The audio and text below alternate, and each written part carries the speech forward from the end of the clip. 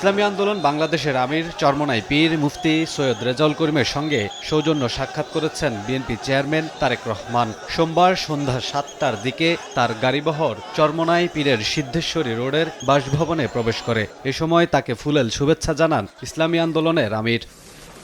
প্রায় ১ ঘণ্টা তারেক রহমান সৈয়দ রেজাউল করিমের বাসায় অবস্থান করেন। সৌজন্য সাক্ষাতে বিএনপি ও ইসলামী আন্দোলন বাংলাদেশের শীর্ষ নেতারা অংশ নেন। বৈঠকে তারেক রহমান সবাইকে নিয়ে কাজ করার প্রত্যয় ব্যক্ত করেন।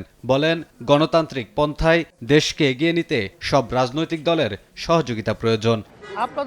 বৈঠক শেষে সাংবাদিকদের ব্রিফ করেন চরমোনাই পীর মুফতি সৈয়দ রেজাউল করিম। বলেন, দুই দলীয় প্রধানের অত্যন্ত সৌহার্দ্যপূর্ণ আলোচনা হয়েছে। ভালো কাজ করলে সমর্থন ও বিতর্কিত কিছু করলে প্রতিবাদ করবে বলেও জানান তিনি। জুস রাখতে আমার পছন্দ স্টাইলিশ ও ফুড গ্রেড আরএফএল চপ। জুস রাখার জোশ চপ। আমরা সবাই একত্রিত হয়ে দেশটাকে যেন আমরা সুন্দর করতে পারি, এই কথাটাই আমরা বিশেষ করে তার সঙ্গে গুরুত্ব সহকারে আলোচনা করেছি এবং তার আলোচনার মধ্যে আমরা এতটুকু আশ্বাস পেয়েছি যে সেও আমাদের সাথে কমিটমেন্ট করেছে ঐক্যতা, সৌহার্দ্যতা, সম্পর্ক তৈরি করে এই দেশ সুন্দরভাবে পরিচালনা করার। কোনো সিদ্ধান্ত দেশের বিরুদ্ধে হয়, ইসলামের বিরুদ্ধে হয়, তাহলে সেখানে কিন্তু আমরা নিয়মতান্ত্রিক প্রতিবাদ করব।